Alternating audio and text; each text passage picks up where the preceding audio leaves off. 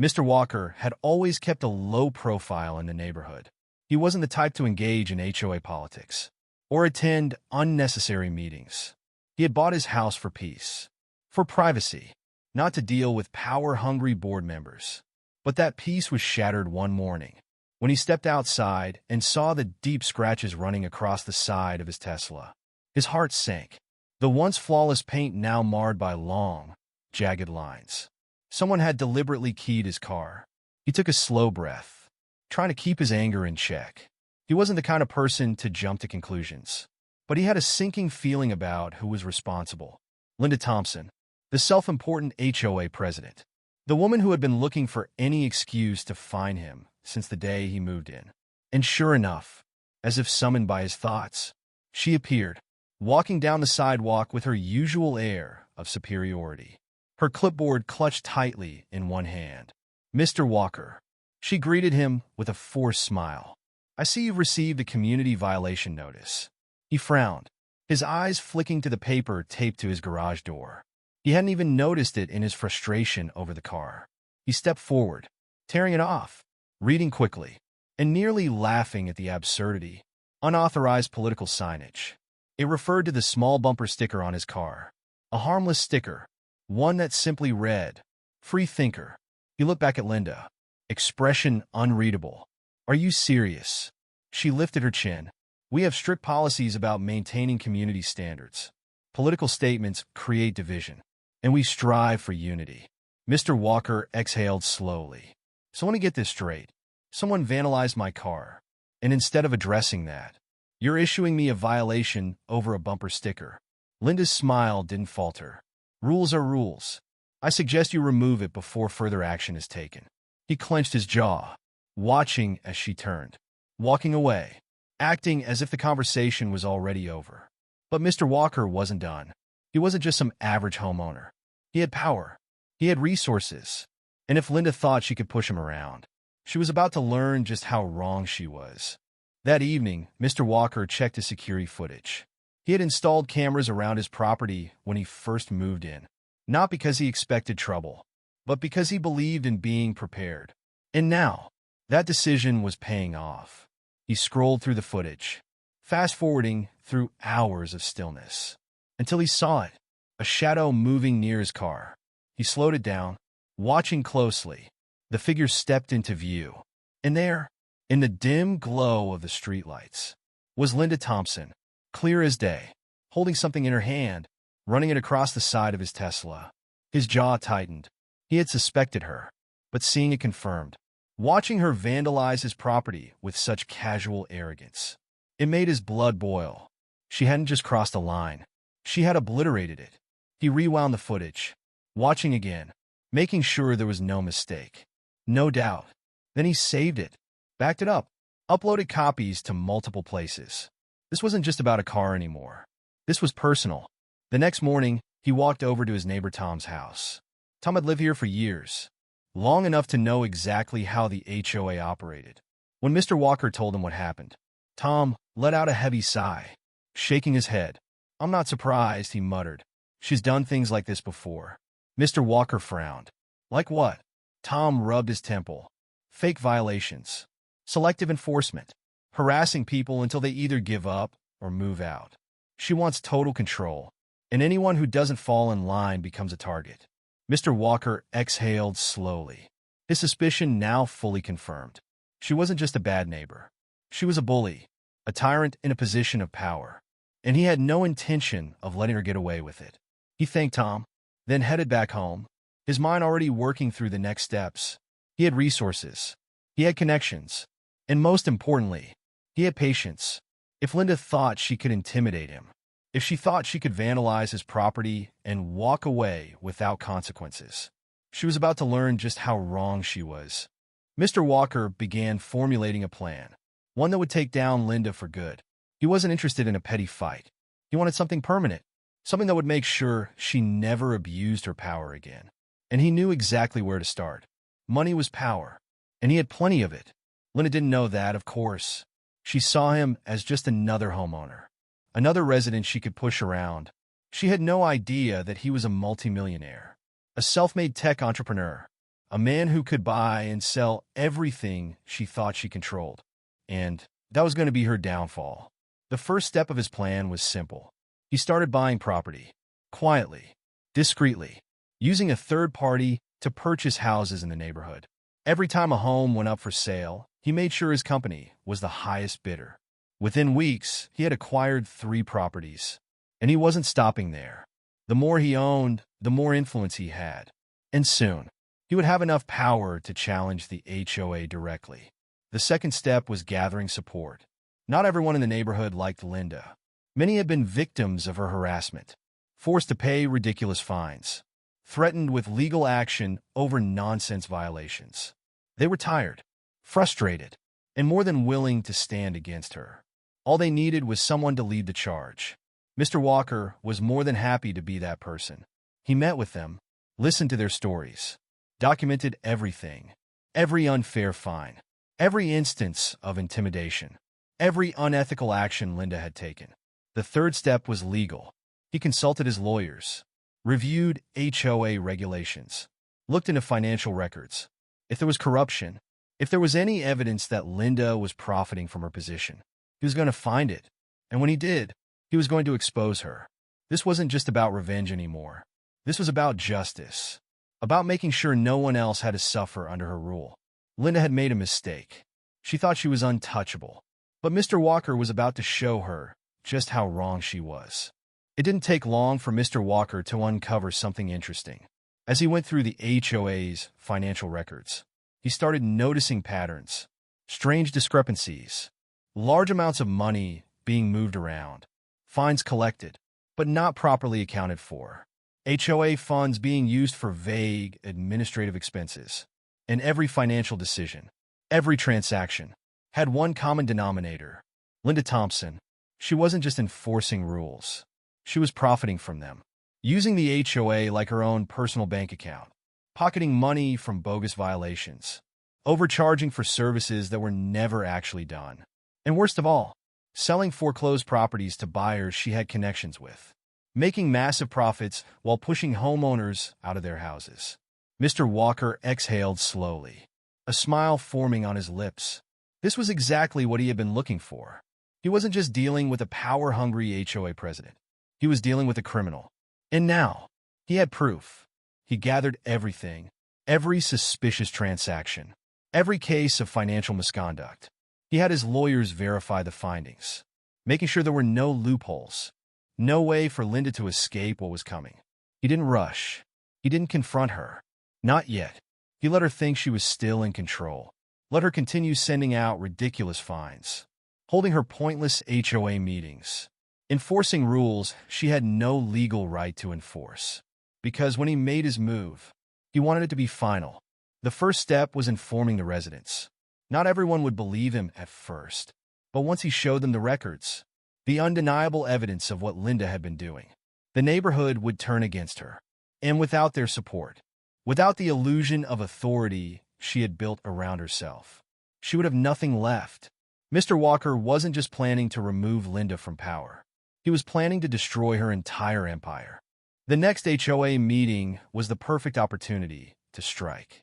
Mr. Walker arrived early, taking a seat near the back, watching as residents slowly filled the room.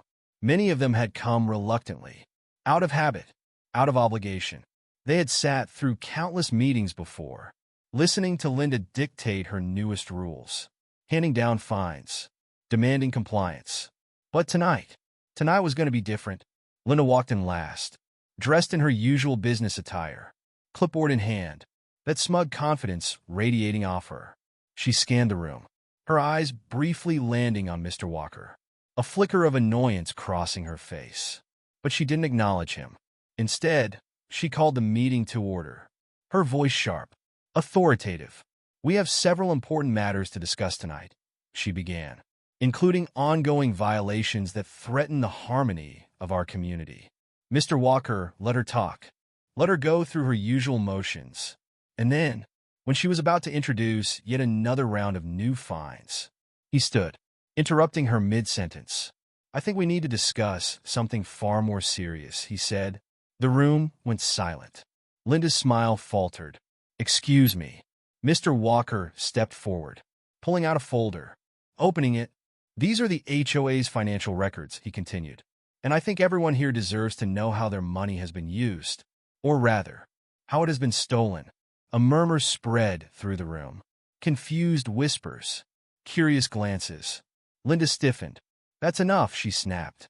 "You are not recognized to speak." Mr. Walker ignored her. He started laying out the numbers. The discrepancies. The missing funds. The fraudulent property sales. He didn't just accuse her. He showed proof. Documents. Transaction logs. Evidence that couldn't be ignored. And as he spoke, the shift in the room was undeniable. People who had once blindly followed Linda, who had trusted her leadership, were now staring at her with suspicion, with anger, with betrayal. Linda's face turned pale. "You don't know what you're talking about," she said, trying to regain control, trying to dismiss him. But the damage was done. The board members exchanged glances. Uncertain, uneasy, and for the first time, Linda looked like she had lost control of the room. Linda tried to regain her authority, but the crowd wasn't having it. The room was no longer on her side. Residents whispered to each other, some shaking their heads, others staring at Linda with a mixture of disbelief and anger. Mr. Walker had done more than just expose her corruption. He had shattered the illusion she had carefully built, the illusion that she was in control, that she was untouchable. "This is nonsense," Linda snapped, desperation creeping into her voice. "These are fabricated documents, lies designed to undermine this association." Mr. Walker remained calm. He pulled out another document, a report from the county clerk's office. This one showed the legal records of property transactions in the neighborhood. He held it up for everyone to see. "Here's proof of the foreclosed properties you illegally sold to your associates," he said. A few gasps spread through the room. Board members exchanged uneasy glances, some flipping through their own copies of the records he had provided. The truth was hitting them hard. "That's enough," Linda barked, her face red with frustration. "You have no right to spread these accusations. You're not even on the board." Mr. Walker smiled slightly. "You're right," he said. "I'm not. But I do own multiple properties in this neighborhood now. Enough to call for an official vote on your removal." The room erupted in whispers again, people turning to each other, processing what he had just said. Linda's mouth opened, then closed. She had underestimated him. Badly. "You can't do this," she said, her voice lower now, almost pleading. Mr. Walker shrugged. "Watch me." He turned to the board. "I move to have Linda Thompson officially removed as HOA president, effective immediately." He glanced around the room. All in favor. Hands started going up. First a few, then more, then the majority. Even some of the board members raised theirs. Linda looked around, her expression shifting from anger to something else, something she had never felt before. Fear. The final vote was called, and Linda's fate was sealed. The board members, once hesitant, now had no choice. Too many residents had voted against her. Too much evidence had been presented. The numbers weren't in her favor. The room fell silent as the head of the board cleared his throat. "It is the decision of this association, based on the overwhelming vote, that Linda Thompson is hereby removed from her position as HOA president, effective immediately." A murmur spread through the room. Some people nodded in approval. Others whispered in shock. But all eyes were on Linda. She stood frozen, her face pale, her hands clenched into fists. "This isn't over," she hissed, her voice barely above a whisper. Mr. Walker smiled. "Oh, I think it is." Linda looked around, desperately searching for support. But there was none. Even the board members who had once stood by her were avoiding her gaze. She had lost. Completely. Utterly. And she knew it. "I'll sue," she snapped. "I'll take this to court. This is illegal." Mr. Walker shrugged. "Go ahead. But I'd be careful. Because if you do, that means every single transaction under your leadership will be put under legal scrutiny. And I have a feeling that won't work out too well for you." Linda's face twisted with fury. But she had no comeback. No more power. No more control. The weight of reality settled on her shoulders. For the first time, she wasn't the one giving orders. She was the one being dismissed. "Security," one of the board members called. Please escort Ms. Thompson from the premises. Two uniformed guards stepped forward. Linda stepped back, her pride refusing to let her be dragged out. She straightened, lifting her chin, glaring at Mr. Walker one last time. Then, without another word, she turned, walking out of the room. The moment the doors shut behind her, a wave of relief passed through the crowd. Mr. Walker exhaled. It was done. With Linda gone, the real work of rebuilding the community began. The atmosphere in the neighborhood changed almost overnight. People who had once been afraid to speak up now had a voice. The ridiculous fines stopped. The unnecessary inspections disappeared. And for the first time in years, the residents actually had a say in how their own community was run. Mr. Walker made sure of it. He had already gained ownership of multiple properties, giving him significant influence in the HOA. But he didn't want control. He wanted fairness. So he helped elect a new board, one that focused on the actual needs of the neighborhood, not just enforcing arbitrary rules for personal gain. The first order of business was to review all the past violations, every fine Linda had issued, every shady financial move she had made. And as expected, the list of her wrongdoings was long. Money that had gone missing, homeowners who had been forced to sell under questionable circumstances, fake violations that had led to thousands of dollars in penalties. The new board voted to reverse most of the fines, and even began a process to reimburse residents who had been wrongfully charged. The weight that Linda had placed on the community was finally lifting. Mr. Walker watched it all unfold, knowing he had done what needed to be done. He hadn't just taken down Linda. He had given people their freedom back, the freedom to live in their own homes, without fear of being targeted, without the constant stress of dealing with a power-hungry dictator. As he sat on his porch one evening, watching kids play in the street, hearing laughter instead of complaints, he knew the battle had been worth it. The neighborhood thrived in Linda's absence. And for Mr. Walker, life finally returned to normal. The stress of dealing with endless fines, the constant harassment, the fear of being targeted, it was all gone. The community had changed for the better. People were no longer afraid to enjoy their homes, to decorate their yards, to park their cars without fear of a violation slip appearing the next morning. The HOA still existed, but now it was run by people who actually cared, who focused on maintaining the neighborhood, not controlling it. Mr. Walker could have left, sold his properties, moved on, but he didn't. He stayed, not because he needed to, but because he wanted to see the place thrive. And it did. Linda, on the other hand, was never seen again. Rumors spread. Some said she had moved out of state. Others claimed she was trying to fight legal battles over her shady dealings. But in the end, it didn't matter. She had lost, and the community had won. One evening, as Mr. Walker sat on his porch, watching the sunset, a neighbor walked by, pausing to nod at him. "Thanks for what you did, man," he said. Mr. Walker simply nodded, taking a slow sip of his drink. He hadn't done it for recognition. He had done it because it was right, because some people, like Linda, needed to be reminded that power wasn't absolute, that corruption had consequences, and that no matter how untouchable they thought they were, there was always someone willing to fight back.